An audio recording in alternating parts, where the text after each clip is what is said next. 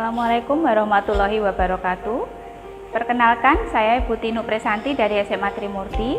Saya mengikuti ujian kinerja PPG kali ini. Ini adalah kartu saya. Saya mengikuti ujian PPG di Universitas Muhammadiyah Jember tahap 2 di Kependidikan Biologi.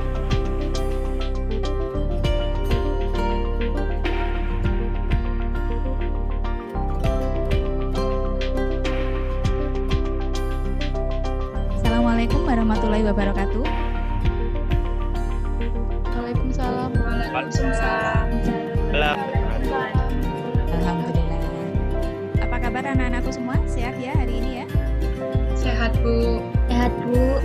Tetap semangat ya. Oke. Ya. Suara Ibu terdengar jelas? Jelas, Bu. Jelas, Bu. Alhamdulillah. Ya. Untuk mengawali acara kita kali ini, sebaiknya kita awali dengan doa. Baik. Iksan, ada Iksan? Ada doa menurut kepercayaan agama masing-masing. Berdoa mulai, berdoa selesai. Amin. Ya. Ibu amati semuanya sudah hadir ya ini ya. Oke, terus kemudian stempelnya dipakai. Layarnya dinyalakan ya Nak ya. Baik. Ya. Pembelajaran kita sebelumnya atau pembelajaran kita yang kemarin, pertemuan yang kemarin, kalian sudah mempelajari suatu makhluk hidup yang pertama di kelas 10 ini, ya kan? Nah, makhluk hidup apa yang kita pelajari kemarin, Nak? Virus, Bu. Virus, Virus, baik Bu. sekali, ya, virus. Nah, kemudian kalau kita kemarin sudah bicara virus, coba deh, sekarang Ibu review sebentar. Ada yang masih ingat apa itu ciri-ciri virus?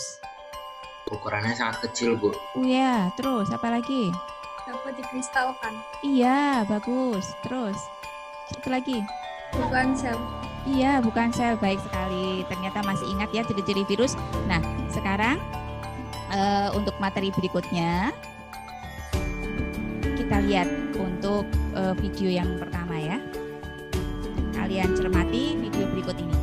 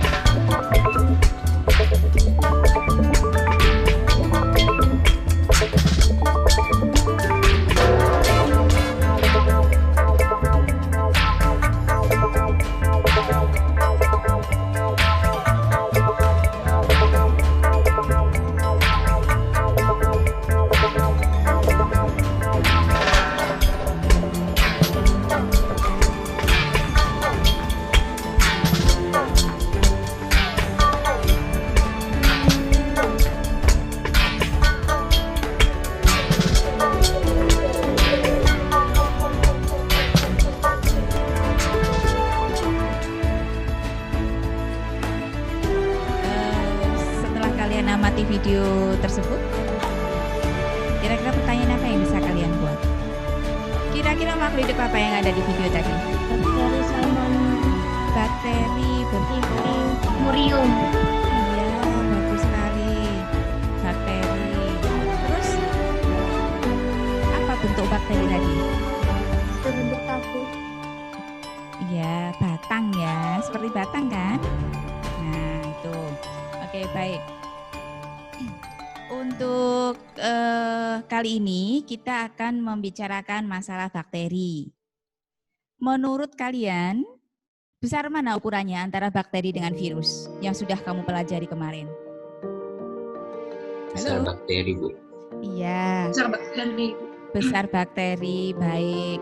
Jadi kalau dibandingkan virus, maka ukurannya besar bakteri. Baik, untuk bisa lebih memahami tentang bakteri, maka kalian lihat dulu kompetensi dasar dan tujuan pembelajaran kita kali ini. Bisa melihat? Bisa ya, sudah muncul ya? Baik. Jadi kompetensi dasar kita kali ini adalah mengidentifikasi struktur, cara hidup, reproduksi, dan peran bakteri dalam kehidupan. Itu adalah kompetensi dasar kita. Di mana kompetensi kompetensi dasar ini kalau kita breakdown lagi, maka indikator pencapaian kompetensinya yang kali ini akan kita bicarakan adalah mengidentifikasi struktur bakteri, menyebutkan cara hidup bakteri. 2 IPK ini yang nanti akan kita bicarakan pada pertemuan kali ini. Dan tujuan pembelajaran kita kali ini adalah melalui diskusi dan tanya jawab di Zoom serta melalui eksplorasi di internet, peserta didik dapat menyusun minimal 4 ciri bakteri secara bertanggung jawab. Yang kedua, melalui diskusi dan tanya jawab di Zoom serta melalui eksplorasi di internet, peserta didik dapat menyebutkan cara hidup bakteri dengan benar. Nah, itu adalah tujuan belajar kita kali ini. Sehingga untuk mencapai tujuan belajar kita kali ini, maka kalian nanti akan melakukan diskusi yang Ibu bagi menjadi 4 kelompok. Di mana 4 kelompok itu nanti kalian akan berdiskusi dalam breakout room, ya, sesuai dengan kelompoknya masing-masing. Yang kemudian nanti setelah selesai diskusi, kalian harus mempresentasikan hasil diskusi kalian di ruang utama Zoom, ya, sehingga Ibu beri waktu untuk berdiskusi itu adalah 10 menit, di mana 4 kelompok itu mempunyai atau bertanggung jawab terhadap tema yang berbeda. Untuk kelompok 1, maka kalian nanti akan mengerjakan LKPD bakteri, LKPD 1 bakteri, yaitu pada info 1, nomor 1 dan 2. Sedangkan kelompok 2, maka kalian akan mengerjakan di info 1, nomor 3 dan 4. Untuk kelompok 3, maka kalian mengerjakan di info 2, sedangkan kelompok 4, kamu mengerjakan di info 3. Understand? Paham. Oke, Paham, Bu. baik. Baik. Ya, Bu. Ya, sekarang akan Ibu bawa kalian untuk masuk ke ruangan breakout room, ke ruangan kelompok kalian masing-masing untuk melakukan diskusi. Waktunya adalah 10 menit untuk mendiskusikan dan processing data sampai dengan hasil. Setelah itu nanti kembali ke ruang utama. Baik. Sebetulnya apa sih bakteri Listeria ini atau yang lebih kenal biasanya dengan nama bakteri Listeriosis? Apa sih, Hariman? Kita lihat liputannya informasinya berikut ini.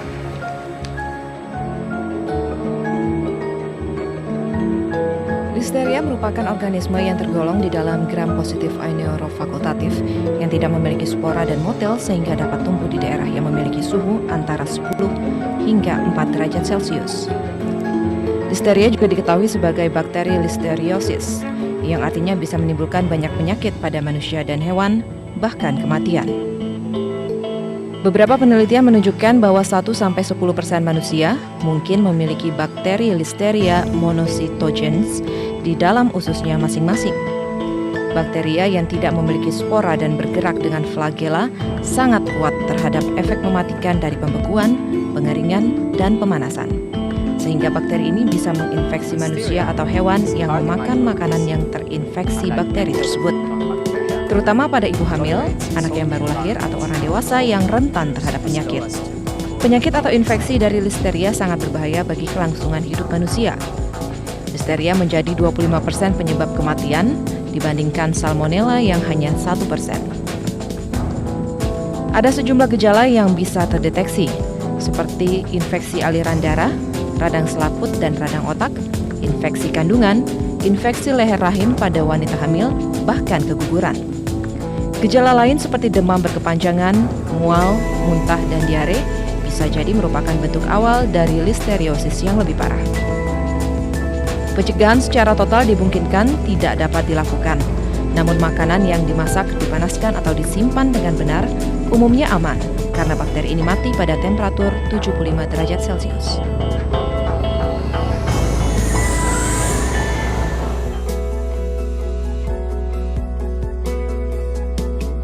Assalamualaikum. Kelompok 1 ya. Kelompok 2, Bu. Oke. Hah? Kelompok berapa ini? Kelompok 2. Oh, ini kelompok 2. Ya, Bu. Oke. Ya, kelompok 2. Bagaimana, Anak? Adakah kendala atau adakah pertanyaan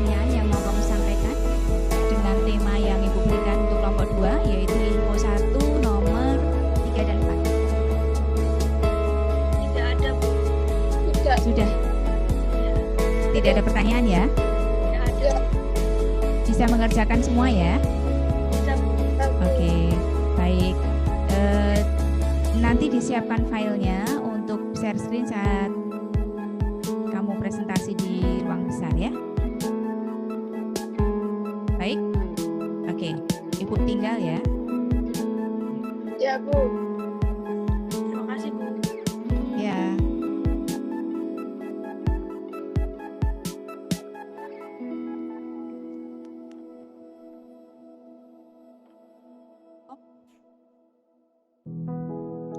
Ini kelompok 1? Iya, Ya, Bu. 1. Ya, oke, kelompok 1. Tugas kalian adalah mencermati info yang Ibu berikan di LKPD, kemudian menyelesaikan soal nomor 1 dan 2 di info 1 ya. Baik, adakah kendala atau adakah masalah yang mau kamu sampaikan terkait dengan tema kalian? tidak ada kendala. Assalamualaikum, selamat siang. Waalaikumsalam, Ibu. Oke, baik. Kelompok? Kelompok 3, Bu. Kelompok 3, baik sekali. Bagaimana diskusi kalian? Adakah kendala? Lancar, Bu. Lancar, alhamdulillah. Adakah masalah saat kalian mencermati video yang ada pada LKPD? Kalian mencermati info 2 terkait dengan video, betul kan? Adakah pertanyaan yang mau kamu sampaikan mungkin terkait dengan diskusi kelompok kalian?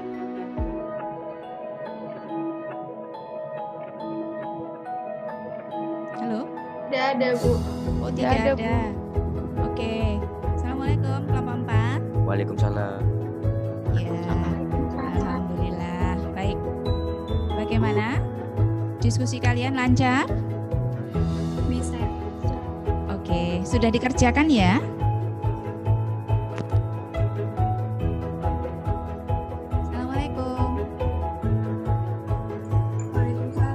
Waalaikumsalam. Ya, alhamdulillah. Diskusi sudah kita lalui. Kalian sudah mengerjakan semua sesuai dengan tema yang Ibu berikan. Nah, sekarang saatnya kalian untuk mempresentasikan hasil diskusi kalian. Silakan. Dimulai dari kelompok 1. Nomor 1, bentuk A. Monococcus, B. Diplococcus, C. Staphylococcus, D. Streptococcus, E. Sarcina, F. Tetracoccus. Contoh-contohnya dari A, yaitu Chlamydia trachomatis, B. Neisseria gonorrhoeae, C. Staphylococcus aureus, D. Streptococcus mutans, E. Thiosarcina rosea, F. Pediococcus cerevisiae. 2.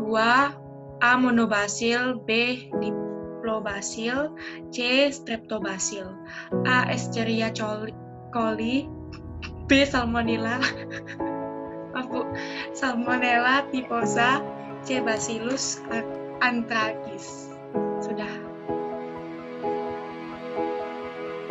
Untuk yang nomor 3 ada bentuk-bentuk bakteri Spiridia. Yang pertama ada Spira, yaitu Tyrospirillus apis floridana. Lalu yang kedua ada Vibrio, yaitu Vibrio cholera. Lalu yang ketiga ada Spirochaeta, yaitu Treponema pallidum. Ya, sulit ya menyebut nama latinnya ya. Oke, Iya, Bu. baik. Harus lebih belajar untuk membaca nama latin ya. Kemudian untuk pertanyaan nomor 1 tadi, listeria bentuknya apa ya? Sesuai dengan kasus yang harusnya kamu bicarakan. Berbentuk batang, Bu. Oke, baik, berbentuk batang. Ya, itu presentasi dari kelompok 1. Sekarang giliran kelompok 2 untuk melakukan presentasi. Silakan. Struktur tubuh bakteri. Yang A, nukleoid. Nukleus semu tempat berkumpulnya DNA kromosomal bakteri. B, pili, membantu perlekatan pada pada substrat dan penyaluran materi genetik pada saat konjugasi. C. Ribosom, membantu perlekatan pada substrat dan penyaluran materi genetik pada saat konjugasi. D. Flagellum bakteri sebagai alat gerak. Yang E. Plasmid, rekayasa genetika sebagai vektor yang membawa gen asing yang ingin disisipkan pada bakteri. F. Sitoplasma, tempat terjadinya reaksi metabolisme pada bakteri. G. Membran plasma, untuk mengatur keluar masuknya zat ke dalam dan keluar sel bakteri. H. Dinding sel, lapisan pelindung dan juga untuk mempertahankan bentuk sel bakteri. I. Kapsul, sebagai lapisan pelindung penjaga sel dari kekeringan, membantu melekatkan diri pada substrat dan menunjukkan virulensi suatu bakteri. Kapsul pada bakteri patogen juga berfungsi untuk perlindungan diri dari sistem imun sel inang. Nomor 4, Listeria monocytogenes adalah bakteri yang mempunyai flagel. Berdasarkan letak dan jumlah flagel, bakteri dibedakan menjadi A. Monotrik. Alasannya karena monotrik hanya memiliki satu flagela di ujung tubuhnya. Yang B. Lovotrik. Alasannya karena memiliki segerombolan flagela di salah satu ujung tubuhnya. Yang C. Amfitrik. Alasannya karena memiliki flagela yang berjumlah satu atau lebih dari satu pada kedua ujung selnya. Yang D. Peritrik. Alasannya karena memiliki flagela yang jumlahnya banyak dan tersebar pada seluruh permukaan sel tubuhnya. Oke, baik. Ya, itu hasil yang disampaikan oleh kelompok 2. Jadi struktur tubuh bakteri, bagian-bagiannya sudah diulas di situ, kemudian juga fungsinya sudah dijelaskan di situ. Adakah pertanyaan? Mungkin yang kelompok lain masih agak bingung atau belum jelas begitu? Silakan kalau ada pertanyaan. Saya mau bertanya. Ya, baik. Silakan, Cindy ya. Ya. Untuk yang B itu ada 2 panah, yaitu ada yang panjang dan ada yang pendek. Itu bedanya apa ya? Oke. Kelompok 2 bisa menjawab. Yang B itu adalah Pilih, betul. Terus itu ada bedanya enggak ya antara gambar B itu ada 2 panah yang satu dan panah yang kedua? Tidak, ya baik. Bagaimana Camar? Tidak ada, Bu, sama-sama pilih dan membantu perlekatan pada substrat. Ya, jadi itu hanya tampilan, baik, jawaban Camar bagus sekali, itu hanya tampilannya ya. Jadi tampilannya di situ karena kelihatan sisinya itu agak miring begitu ya, sehingga kelihatan dia gambarnya lebih kecil atau lebih pendek. Sedangkan yang depan itu karena dia kelihatan langsung, maka dia kelihatan pilihnya itu lebih panjang seperti itu. Sekarang berarti kelompok 3 untuk mempresentasikan hasil diskusinya. Selamat siang Bu Tino dan teman-teman semuanya. Saya Jacinta, perwakilan pertama dari kelompok 3, akan membacakan informasi yang kami dapatkan sebagai berikut. Dari dasar penggolongannya dibedakan menjadi 2, yaitu kebutuhan oksigen dan cara memperoleh makanan. Ada 2 macam. Kebutuhan oksigen dibagi menjadi 2 macam, yaitu aerob dan anaerob. Pengertian aerob: bakteri membutuhkan oksigen dalam proses respirasi yang bertujuan untuk menghasilkan energi. Sedangkan anaerob, bakteri tidak membutuhkan oksigen dalam proses respirasi yang bertujuan untuk menghasilkan energi.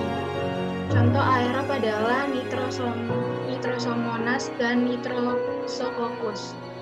Dan contoh anaerob adalah Micrococcus denitrificans, Pseudomonas denitrificans, dan Azotobacter denitrificans. Macam pertama, cara memperoleh makanan autotrof, yaitu bakteri dapat membuat makanan sendiri. Contohnya fotoautotrof Rhodocedomonas, Rhodospirillum, Chemautrotrof, Nitrobakteri, Metanomonas. Penjelasan selanjutnya akan dibacakan oleh Ardia Wina. Ya, selamat siang Bu Tinu dan teman-teman semuanya. Saya Ardia Wina, saya adalah salah satu perwakilan dari kelompok 3 yang akan presentasikan selanjutnya.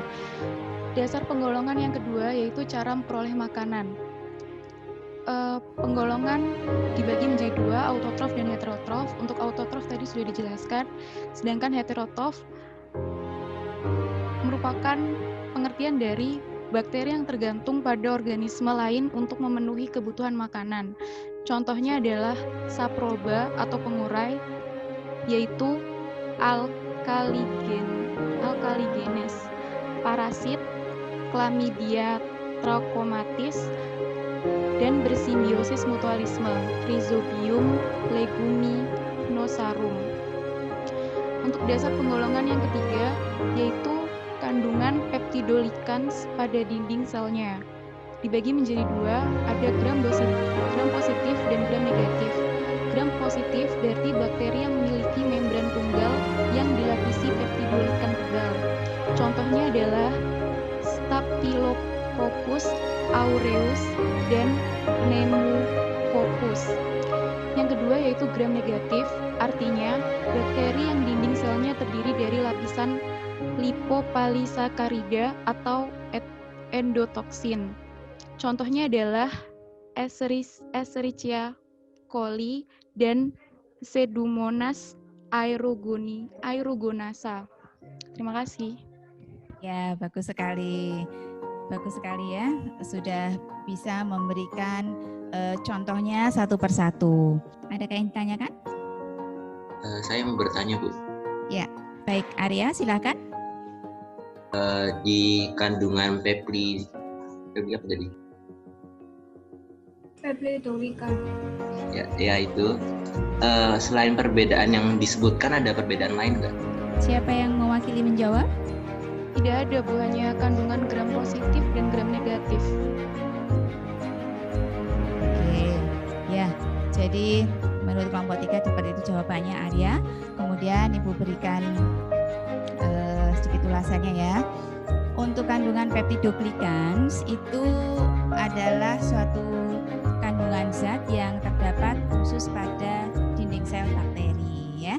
Dan berdasarkan kandungan peptidoglikansnya, maka bakteri bisa dibedakan menjadi 2, yaitu ada gram positif dan ada gram negatif. Nah, untuk membedakannya di situ temanmu kelompok 3 mengatakan bahwa bakteri yang gram positif memiliki membran tunggal yang dilapisi peptidoglikan tebal. Memang seperti itu, sudah betul jawabannya ya. Jadi kalau gram positif itu peptidoglikannya tebal. Kalau negatif itu peptidoglikannya tipis, sehingga dia hanya ada 1 layer. Kalau yang positif itu ada 2 layer atau 2 lembar atau 2 lapisan, gitu, sehingga dia tebal. Kemudian kalau misalnya bakteri ini diberi atau dibiakkan kemudian diberi warna, maka mereka akan menyerap warna yang berbeda. Nah, itu perbedaan di antara mereka. Ya, oke, baik, sudah betul sekali jawabannya. Nah, ada pertanyaan lain? Tidak, Bu. Tidak ada. Oke, baik sekali.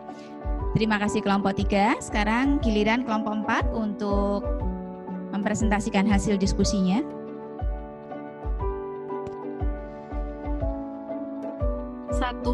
Bakteri Listeria monocytogenes merupakan bakteri yang mempunyai aktivitas optimal pada kisaran suhu sekitar 1-44 derajat Celcius, sehingga termasuk dalam kelompok bakteri psikotrofik.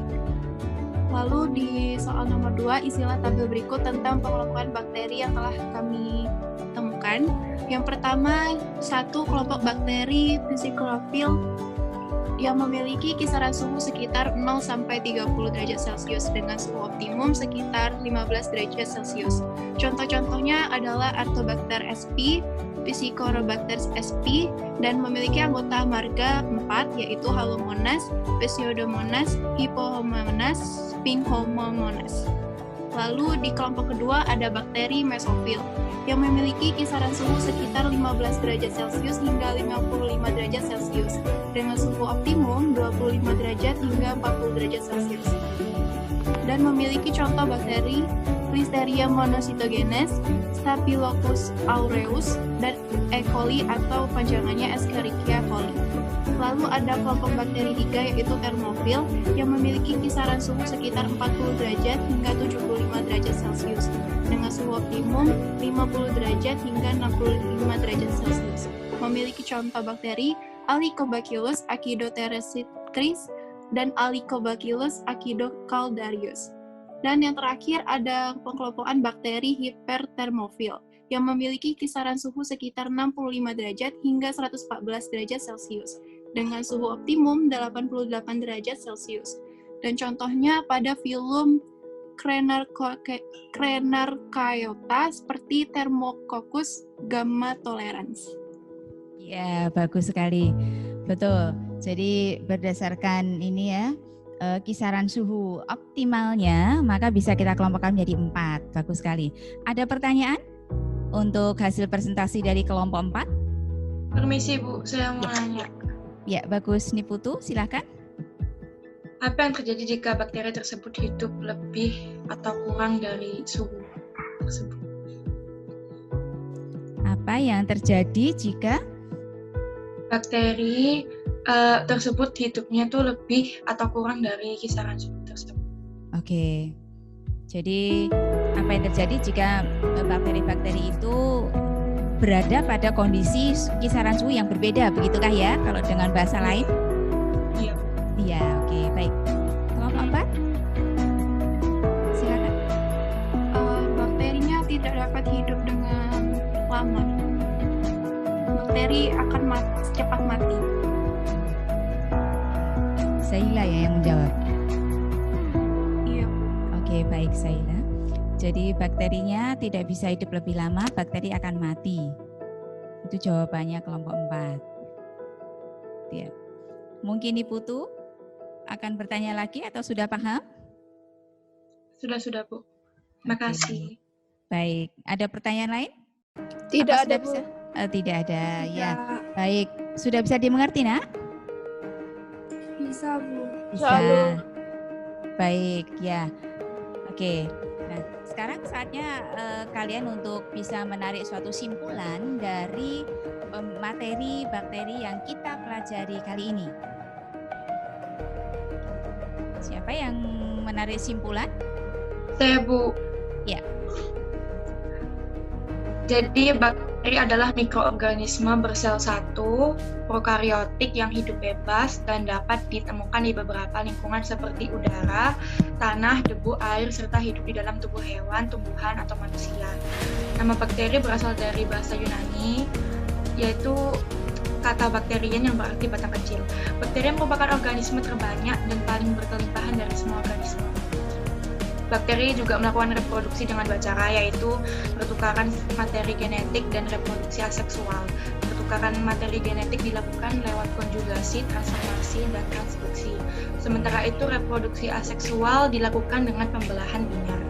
Sudah Bu, terima kasih. Ya, baik sekali. Terima kasih Niputu. Coba siapa yang bisa menyampaikan apa manfaatnya kita mempelajari materi bakteri kali ini yang terkait dengan kehidupan kalian? Oke. Untuk manfaat pembelajaran hari ini yaitu semakin mengerti tentang bakteri sehingga dapat lebih menjaga kebersihan dan kesehatan supaya terhindar infeksi bakteri. Oke, baik. Jadi itu manfaat pembelajaran kita hari ini yaitu tentang masalah bakteri ya, tentang bakteri yang terkait dengan kehidupan kita sehari-hari. Baik. Kemudian selanjutnya Ibu mau memberikan sedikit catatan ya buat kalian bahwa untuk bakteri maka kita bisa bedakan menjadi beberapa macam kalau kita lihat dari sudut pandangnya. Kalau misalkan Ibu menulis di papan, kalian bisa melihat anak-anak? Bisa, Bu. Bisa ya, jelas ya. Oke, alhamdulillah. Nah, sekarang untuk bakteri, maka sesuai yang sudah kalian pelajari tadi bahwa kita bisa melihat dari cirinya. Nah, ciri bakteri, ya, ciri bakteri. Kemudian kita juga bisa melihat dari strukturnya, struktur tubuhnya. Kemudian kita bisa lihat dari klasifikasi atau cara hidupnya. Sini, ya. Kemudian untuk ciri bakteri yang sudah kalian bicarakan tadi, yang sudah kita pelajari bersama bahwa ciri bakteri beraneka ragam. Yang pertama, ukuran selnya sangat kecil, benar nggak? Ya, berapa ukurannya? 0,5 sampai 1 mikron dengan panjang 1 sampai 20 mikron. Oke, ya ini diameternya ya nak ya, 0,5 sampai 1 mikron. Kemudian dia merupakan jenis sel yang apa? Prokariotik atau eukariotik? Prokariotik.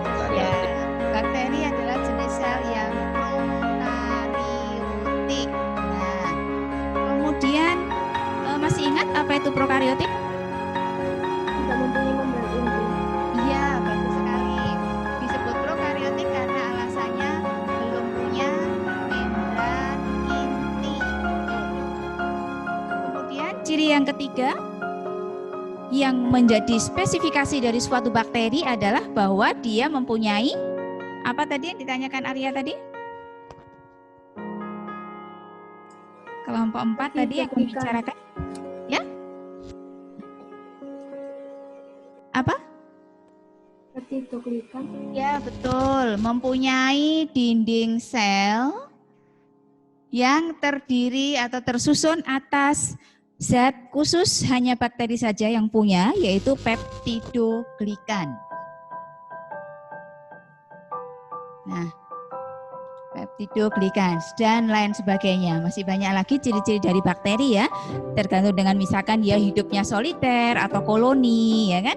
Kemudian dia kosmopolitan, bisa hidup di mana-mana dan sebagainya. Kemudian untuk struktur tubuhnya. Struktur tubuhnya di sini tadi kalian sudah bicarakan bahwa bakteri terdiri dari beberapa macam struktur tubuh atau bagian-bagian tubuh, ya kan? Yang pertama, ingat kembali apa tadi? Mulai dari luar misalnya mempunyai kapsul, ya, mempunyai dinding sel, kemudian mempunyai pili, ya kan, mempunyai flagel, ya kan, kemudian apa lagi? Ribosom. Ribosom. Ya, ribosom. Terus apa lagi? Plasmid. Plasmid, betul. What is plasmid? Apa itu plasmid? Hah? Ya, plasmid adalah suatu rangkaian kromosom atau rangkaian DNA yang berbentuk sirkuler ya, yang berbentuk bulat yang letaknya di tepi. Kemudian yang terpenting lagi adalah bakteri mempunyai suatu materi inti atau yang disebut dengan istilah nukleoid. Nah, yang sering disebut dengan istilah nukleoid karena apa? Dia mempunyai fungsi sama seperti inti. Tetapi dia bukan inti yang sebenarnya karena bakteri masih dalam kelompok prokariotik karena dia tidak mempunyai membran inti. Ya. Baik. Kemudian berdasarkan cara hidupnya, tadi kita bisa kelompokkan menjadi berbagai macam kelompok ya, yaitu berdasarkan kebutuhan oksigen. Berdasarkan apalagi tadi? Cara makanan. Ya, cara memperoleh makanan. Kemudian dibedakan lagi berdasarkan kandungan peptidoglikan ya, pada dinding selnya. peptidoglikansnya. Nah, Di sini kita bisa bedakan menjadi berbagai macam. Di antaranya untuk kebutuhan oksigen maka dibedakan menjadi dua, yaitu apa? Aerob dan anaerob. Ya, aerob dan anaerob. Terus cara memperoleh makanannya? Autotrof dan heterotrof. Ya, autotrof dan heterotrof. Kalau berdasarkan peptidoglikans-nya? Gram positif dan gram Gram negatif. positif dan negatif. Bagus, gram positif dan gram negatif. Baik sekali. Jadi itu adalah materi yang kita bicarakan kali ini. Baik, masih adakah pertanyaan, Nak? Adakah pertanyaan terkait materi bakteri ini? Halo? Tidak ada, Bu. Tidak ada. Bisa dimengerti ya? Iya. Baik, oke, baiklah. Oke, alhamdulillah. Berarti sekarang sampai pada saat terakhir kalian harus mengerjakan proses. Nanti kalian buka di video ya. Di video seperti biasa dengan alamat adalah proses bakteri. Ya, Ibu beri waktu untuk mengerjakan proses bakteri ini adalah 25 menit.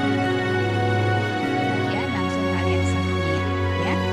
Untuk pertemuan berikutnya, maka di pertemuan 2 besok kita membicarakan materi yaitu peranan bakteri dan juga reproduksi bakteri.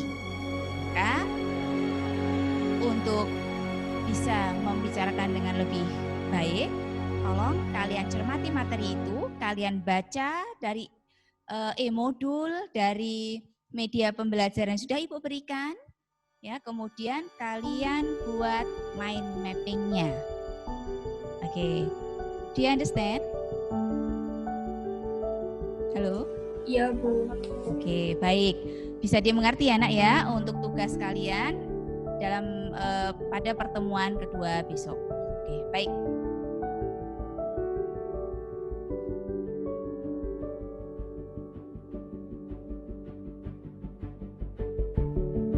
Berarti sampai di akhir acara kita kali ini. Tadi kita buka dengan doa, maka sekarang kita tutup juga dengan doa. Silakan, siapa yang mau pimpin doa? Saya, Bu. Ya. Sebelum mengakhiri acara pembelajaran pada hari ini, alangkah baiknya kita berdoa terlebih dahulu. Berdoa menurut agama dan kepercayaan masing-masing. Berdoa mulai. Berdoa selesai. Ya, terima kasih anak-anakku semua. Saya akhiri pembelajaran kali ini. Tetap semangat, tetap jaga kesehatan, tetap lakukan protokol kesehatan dimanapun kalian berada. Sampai ketemu di pertemuan kedua Rabu depan. Assalamualaikum warahmatullahi wabarakatuh. Waalaikumsalam warahmatullahi wabarakatuh. Terima kasih, Bu. Terima kasih, Bu. Sama-sama.